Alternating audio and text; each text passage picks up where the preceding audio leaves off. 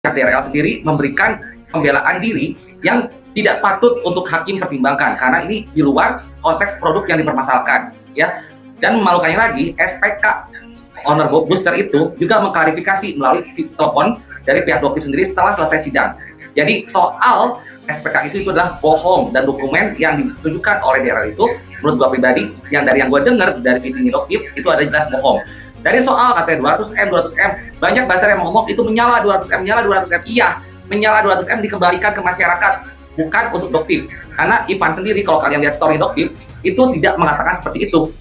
Bukan Doktif meminta, tapi minta DRL itu mengembalikan uang masyarakat yang ditipu. Soal sanksi administratif, kalau hanya penempelan stiker White Tomato, itu betul dari sanksi dari BPOM, tapi tidak menghapuskan unsur pidana di dalamnya. Karena masyarakat itu membelinya itu adalah karena ada kandungan White Tomato-nya. Jadi kalau terbukti tidak ada kandungan White Tomato-nya, itu adalah penipuan. Gua bukan membela siapapun juga, tapi gua lihat mana yang benarnya. Jangan sampai masyarakat itu terus-terusan ditipu. Dan kalian mau apapun juga, kalian harus pikir, ya. Kalau tidak ada Doktif, mungkin sampai sekarang masyarakat banyak yang seringkali ditipu. Tapi berkat ada Doktif, apapun kelakuan Doktif, tapi masyarakat banyak yang terselamatkan. Dan kita harus berterima kasih kesananya. Ya. Dan soal persaingan bisnis, gue tekankan, ini bukan persaingan bisnis. Ya, kalau persaingan bisnis pasti Doktif hanya fokus menjual produknya dia sendiri aja. Tapi kenyataannya Doktif pun meng-approve produk-produk lain, bahkan turut menjual produk-produk lain.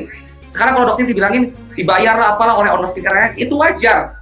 Ya, seperti misalkan gua nih, gua punya produk, ya gua pengen ada Doktif supaya produk gua laku.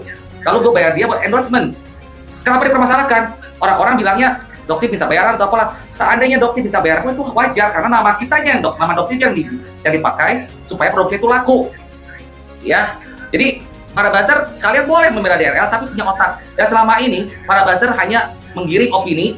Ada satu pernyataan dalam sidang yang kira-kira di luar konteks, langsung digiring opini ke sana sini tanpa kalian cari tahu dulu kebenaran yang ada. Itu, aduh ampun, buat gue pribadi itu nggak bener buat gue pribadi.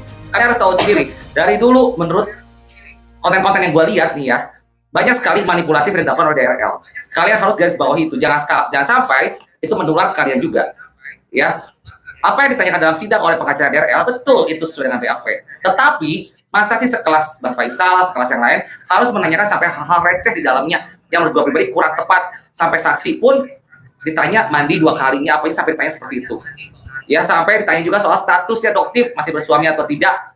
Itu pun kan nggak lucu ya penggiringan opini. Para buzzer pun juga ada nggak coba yang membahas soal produknya DRL sendiri? Ada nggak buzzer yang ngomong, enggak kok, produknya DRL bagus buat gua? Ada nggak buzzer yang ngomong gitu?